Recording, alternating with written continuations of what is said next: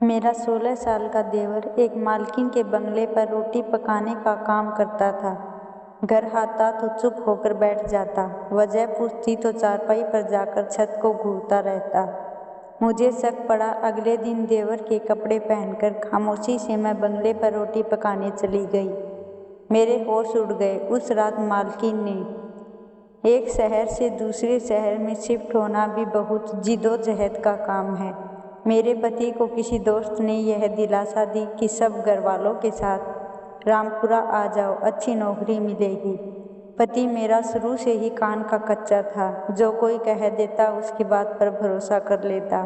सास ससुर नहीं थे, बस हम पति पत्नी थे और एक देवर था जो कि छोटा ही था। हम सबको लेकर मेरा पति रामपुर पहुंच गया। जिस दोस्त ने सुहाने ख्वाब दिखाए थे वह न जाने कहाँ घनचक्कर हो गया था। जो थोड़ा बहुत हमारे पास जमा पूंजी थी उसका हमने किराए का घर खरीद लिया। मेरे पति ने अपने दोस्त को बहुत ढूंढा लेकिन वह कहीं नहीं मिला। हमें इस मोहल्ले में आए भी सिर्फ 2 दिन ही हुए थे। इस घर को देखते तो दम घुटने सा लगता था। मैंने तो कभी भी नहीं सोचा था कि हम पर यह मुसीबत आ सकती है। घर का किराया देने की खातिर हम 3 दिन से रूखी रोटी पानी में भिगो भिगो कर खा रहे थे। इतना ही खाती कि जरा भूख में कमी आ जाती, वरना हमने हफ्तों से पेट भरकर खाना नहीं खाया था। पति खाना बनाने वाला अच्छा इंसान था, मगर रामपुरा जाकर बेरोजगार हो गए थे। आगरा में तो हमारा पति पत्नी का काम बहुत अच्छा था, मगर कुछ ही महीने पहले एक शादी में खाना बनाकर आए थे। बिरयानी के भगोने में कहीं से छिपकली गिर गई। जब मेहमानों के सामने छिपकली निकली तो कोहराम मच गया। बारातियों ने खाना थूकना शुरू कर दिया और बुरा भला कहने लगे। 2 बच्चे मौत का शिकार हुए तो कैटरिंग वालों ने भी सारी जिम्मेदारी मेरे पति पर ही डाल दी। उन लोगों ने मेरे पति को जेल भिजवा दिया। मेरे अलावा 16 साल का देवर था। हमने तमाम जमा पूंजी और जेवरात पति को छुड़ाने की खातिर रिश्वत में दे दिए, मगर कमबख्तों ने अगले ही दिन देवर को धक्के देकर निकालते हुए कहा कि वह अपनी सज़ा पूरी करके ही निकलेगा। पति की अलग परेशानी थी, वहीं घर भी बेचकर एक किराए के मकान में शिफ्ट होने पड़ा। सब कुछ बेचकर पति की रिहाई कराई तो उसके दोस्त ने कहा कि आगरा छोड़ दो, वरना पुलिस बार बार गिरफ्तार करने पहुंच जाएगी। रामपुर आ जाओ तो यहाँ नौकरी लगवा दूंगा। पति पहले ही डरा हुआ था, इसलिए हमें रामपुर ले आया, लेकिन अब वह दोस्त भी गायब था। पति को बस एक मामूली से रेस्टोरेंट में काम मिला था, लेकिन इसकी तनख्वाह में बस किराया ही निकलता था। इसलिए छोटे देवर अमन ने भी काम ढूंढना शुरू कर दिया। मैं घर में झाड़ू देकर अभी बैठी ही थी कि तभी दरवाजे पर दस्तक हुई। शायद अमन आ चुका था। जैसे ही दरवाज़ा खुला उसके चेहरे पर थकान या उदासी नहीं थी, बल्कि वह मुस्कुरा रहा था। अंदर जाकर कहने लगा, भाभी मुझे नौकरी मिल गई है, आपकी दुआएं रंग ले आई। अमन की बात सुनी तो मेरा दिल खुशी से खिल उठा। अमन तो कितने ही दिनों से नौकरी की तलाश में भटक रहा था। उसे एक बंगले में रोटी पकाने का काम मिला था। वह यहीं का एक सेठ था जो बहुत अमीर था। अमन तो वैसे भी अपने भाई की तरह खाना बनाने की हर चीज़ बड़े ही जायकेदार बनाया करता था। मैंने रब का शुक्रिया अदा किया। अगले ही दिन से अमन की नौकरी शुरू हो गई। वह सुबह सुबह चला जाया करता और रात के खाने के बाद ही लौट कर आता।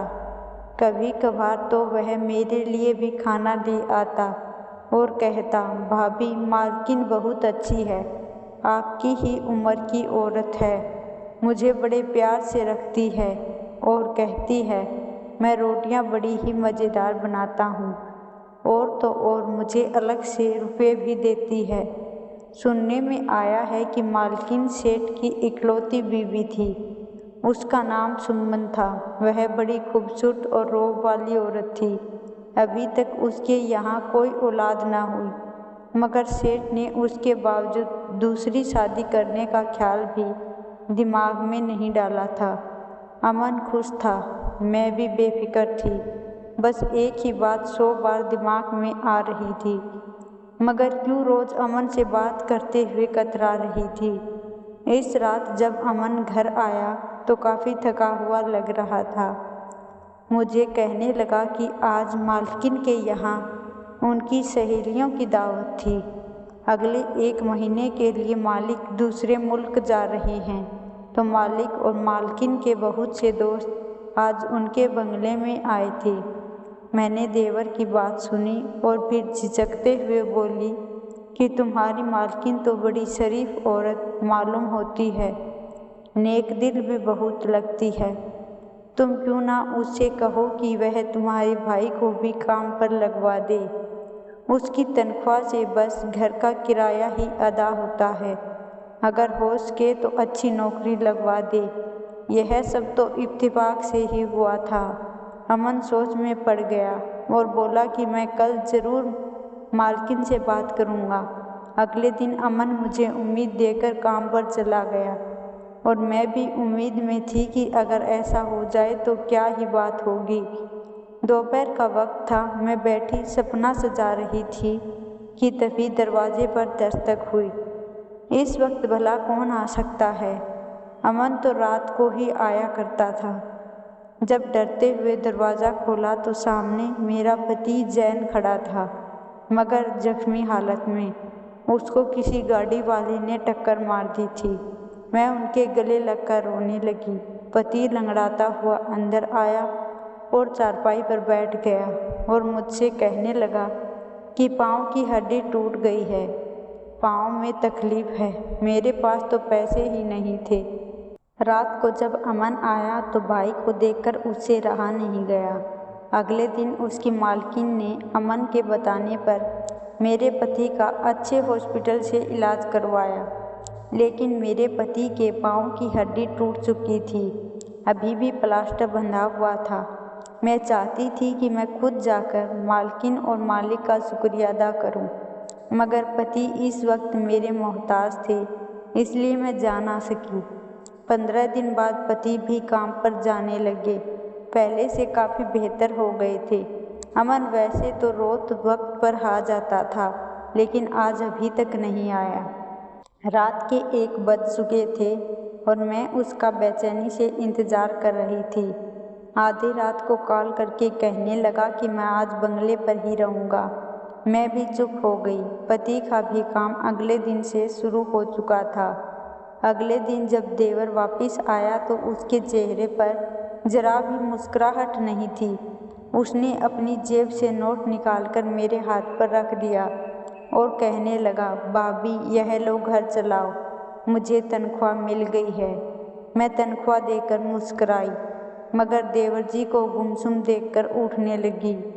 मेरी अपनी कोई औलाद न थी। रब ने 3 बेटे दिए थे, मगर तीनों ही 1 या 2 महीने के होकर ही मर चुके थे। देवर को ही अपना बेटा समझती थी, बिल्कुल माँ की तरह मुझे उसकी फिक्र थी। मगर मैं देवर के कमरे में गई, जहाँ वह उदास सा चेहरा लिए लेटे छत को घूर रहा था। मैं उसके पास गई और माथे पर हाथ रखा तो वह बिल्कुल ठंडा था। देवर से सवाल किया तो कहने लगा, मैं बिल्कुल ठीक हूँ, बस जरा सी थकावट है। अगले दिन दोबारा देवर बंगले में ही रहा। जब देवर से पूछा तो कहने लगा, मालकिन कहती है मुझे बंगले में अकेला डर लगता है, तुम भरोसे वाले लगते हो, इसलिए यहीं रुक जाया करो। देवर की बात सुनकर मैं तो खामोश हो गई। न जाने क्यों मुझे ऐसे लग रहा था कि जैसे कुछ ठीक नहीं था। वह मुझे परेशान सा लग रहा था। अमन शायद मुझसे कुछ छुपा रहा था। पहले तो वह बोलते ही नहीं थकता, जरा सी बात पर बहुत तेज हंसता और अच्छे खासे मौके पर भी बात को बदलकर जो मंजर पेश करता था कि हंसी आ ही जाया करती थी। मगर कई दिन से उसका खामोश रहना मुझे परेशान कर चुका था। फिर शायद उसके भाई का आना इसे अच्छा नहीं लगता था। मेरे पति को नौकरी तो मिल चुकी थी, मगर उन्होंने कॉन्ट्रैक्ट किया था कि वह महीने तक मेरे पति को तनख्वाह नहीं देंगे। अगर उनका काम अच्छा रहा तो बदले में वह उन्हें हमेशा के लिए अपने पास रख लेंगे। देवर ही हमारा इस वक्त अकेले कमाने वाला था। वह जो कुछ कमाकर लाता उसी से घर चल रहा था। कहीं उसके दिमाग में यह बात तो न आ गई कि अब उसे मेरे साथ साथ अपने भाई का भी खर्च उठाना पड़ेगा। मेरे दिमाग में अजीबोगरीब से ख्याल आ रहे थे, मगर मैं देवर की हालत से भी बेफिक्र थी। वह तो ऐसा भी नहीं सोच सकता था। फिर आखिर क्या बात थी जो देवर इस कदर परेशान था? अगले दिन जब वह घर वापस आया तो कहने लगा, आज से मैं शाम को ही जाया करूँगा, फिर सुबह वापस आया करूँगा। मैं चौंक कर देवर को देखने लगी। मुझे यूँ देखकर देवर नजरें चुराने लगा। मैं कहने लगी कि तुम तो रोटियां बनाया करते थे, क्या मालकिन ने तुम्हारी ड्यूटी बदल दी है जो अब तुम रात को जाया करोगे? देवर खामोश हो गया और मुझे कुछ नहीं बोला। मैं उसके पास गई और उसके सर पर हाथ रखकर कहने लगी, क्या बात है? मुझे तुम काफ़ी दिनों से परेशान लग रहे हो। कुछ परेशानी है तो तुम मुझे बताओ, क्या हुआ है? वहाँ पर काम करने वाले तुम्हें तंग करते हैं या मालकिन बहुत गुस्सा करती है? अमन ने गहरी सांस ली और फिर कहने लगा कि नहीं, ऐसी कोई बात नहीं है भाभी, मैं बिल्कुल ठीक हूँ। यह कहकर वह दोबारा कमरे में चला जाता। यूं ही सोच में घूमता रहता। चेहरे पर पीलेपन आता जाता रहा। खाना भी वह ठीक से नहीं खा रहा था। अक्सर मैं तंज कस के कहने लगती कि बंगले का खाना तुम्हें रास आ गया है, इसलिए भाभी के हाथ की बनी हुई फीकी सब्जी अब अच्छी नहीं लगती, तो अमन हल्का सा मुस्कुराकर बात को नहीं में कह देता। देवर की हालत मुझे परेशान कर रही थी। पति तो वैसे ही शहर में बड़े रेस्टोरेंट में काम कर रहे थे। मुझे देवर की फिक्र होने लगी। दिल में कई ख्यालात आते थे। आखिर मालकिन इसे आधी रात को अपने पास क्यों रखती थी? मैंने फैसला किया कि मैं इस मामले की तह तक जाकर रहूँगी। अगले दिन देवर घर आया तो मैं उसके पास चली गई और बोले कि आज तुम घर पर ही रहो, आज रोटी बनाने मैं जाऊँगी। देवर ने जब यह सुना तो उसका रंग लाल होने लगा। वह खुले हुए अंदाज में कहने लगा कि नहीं नहीं, आप कैसे जा सकते हैं, यह काम तो मेरा है। मैंने देवर को मुस्कुरा कर कहा, रोटियां ही तो बनानी है ना, इसमें कौन सा मुश्किल काम है? तुमसे तो अच्छी रोटियां वैसे भी मैं बना ही लेती हूँ, बिल्कुल गोल और नरम रोटी। देवर ने यह सुना तो चुप हो गया, मगर मुझे लगता था जैसे वहाँ पर जाने से मुझे रोक रहा हो। कहने लगा कि भाभी आप मत जाएं, वरना मालकिन गुस्सा करेगी। मगर मैंने उसकी एक न सुनी और उसे बोला कि तुम यहीं रहो, मेरा भी फर्ज बनता है कि तुम्हारे साथ घर का खर्चा चलाऊं। इस बहाने मालकिन को शुक्रिया अदा भी कर दूंगी। अमन सर झुकाकर वहीं बैठ गया। मैं जानती थी कि मैंने अगर कुछ पूछा तो वह मेरा लिहाज रखते हुए मुझे कुछ भी नहीं बताएगा। यही सोचकर उस दिन मैंने देवर के कपड़े पहने और रोटियां बनाने के लिए चली गई। मैंने अपना हुलिया बिल्कुल मर्दाना कर दिया था। देवर के कपड़े पहनकर, सर पर बालों का जूड़ा बनाकर, टोपी पहन ली। अब लड़का बनकर जब बंगले में पहुंची तो इतना आलीशान बंगला देखकर मैं दंग रह गई। कितनी देर मैं भूत सी खड़ी रही। फिर अंदर दाखिल हुई तो नौकर कहने लगे, तुम यहाँ क्यों चले आ रहे हो? मैंने फौरन उनके पास जाकर कहा कि आज अमन की तबीयत खराब है, इसलिए उसकी जगह मैं खाना बनाने आया हूँ। उसने मुझे अंदर आने की इजाज़त दे दी। मैंने सबके लिए खाना बनाया, रोटियां बनाकर रखी और वापस आने लगी तो फौरन मालकिन की आवाज़ गूंजी। वह कहने लगी कि तुम कहाँ जा रहे हो? अब रोज़ रोज़ तुम्हें बताना पड़ेगा कि रात को यहीं रहना है। मालकिन की आवाज़ सुनकर मेरा पूरा वजूद काँप गया। उन्होंने मुझे पीछे से ही देखा था। मेरा चेहरा अभी तक छुपा हुआ था। शायद अमन के कपड़ों को देखकर मुझे अमन ही समझ रही थी। मैं फौरन वहीं से वापस किचन में चली गई। 10 बजे सभी नौकर चाकर अपने अपने घर को जाने लगे। सिर्फ मैं ही किचन में बची थी। जब घर खाली था, मालकिन की आवाज़ गूंजी, अमन मेरे कमरे में आओ। मालकिन के अल्फाज सुनकर दिल धड़कने लगा। मेरे वजूद में एक सनसनी सी दौड़ गई। पलटकर देखा तो मालकिन सीढ़ियाँ चलकर जा रही थी। फौरन अपने होश पर काबू पाया और कुछ देर बाद मालकिन के कमरे की तरफ चली गई। जब कमरे का दरवाज़ा खुला तो धक्का सा लगा। कमरा पूरा अंधेरे में डूबा हुआ था। दिल में अनगिनत ख्यालात उठने लगे। जैसे ही मैंने कमरे में कदम रखा तो फौरन मालकिन मेरे करीब आई। मैं हाँकती हुई उस घर से भागी। मेरा दिल तो जैसे सीना चीरकर बाहर गिरने वाला ही था। घर के दरवाजे पर पहुंचकर मैं हाँकने लगी और घर में दाखिल हो गई।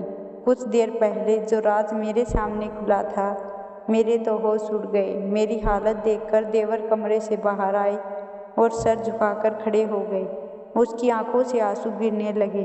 मैं चलती हुई उसके पास गई और बोली, अमन, मैं तुम्हारी माँ जैसी हूँ।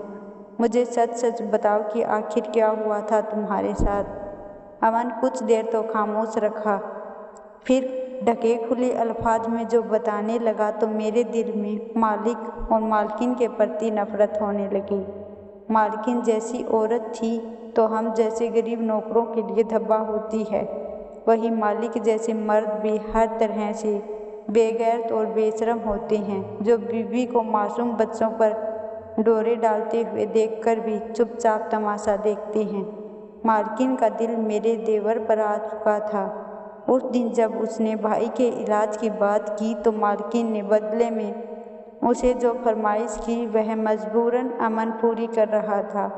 बोला था, ज़्यादा समझ नहीं रखता था, उसकी खातिर बोलकर बता भी न सका। मुझे बताते हुए फूट फूट कर रोने लगा कि मैंने अपनी मर्जी से यह गुनाह नहीं किया। मैं देवर को चुप करवाने लगी। मुझे उस पर भरोसा था। अगले दिन मैंने उस औरत के खिलाफ पुलिस में कंप्लेंट करवाई। पुलिस उसे गिरफ्तार कर चुकी थी। वह कहने लगी कि मैं झूठ बोल रही हूँ, लेकिन इस बात की गवाही उसके घर के दूसरे नौकरों ने भी दी, तो उसे सज़ा से कोई बचा न सका। उसके बाद हम लोग वापस आगरा चले गए, जहाँ पति नौकरी करते थे। अमन को भी एक टेक्सटाइल इंडस्ट्री में नौकरी मिल गई। वह हर काम बहुत जल्दी सीख जाता था, इसलिए वहाँ भी अपनी मेहनत से अपना सिक्का जमा चुका था। इस घटना को काफ़ी साल गुजर गए। अमन की शादी भी हो चुकी है, लेकिन अभी भी जब मैं उस चीज़ के बारे में सोचती हूँ कि अमन ने हमारी खातिर कितनी बड़ी कुर्बानी दे डाली, यह सोचकर मेरे दिमाग में अमन के लिए इज्जत और आदर और भी बढ़ जाता है। धन्यवाद।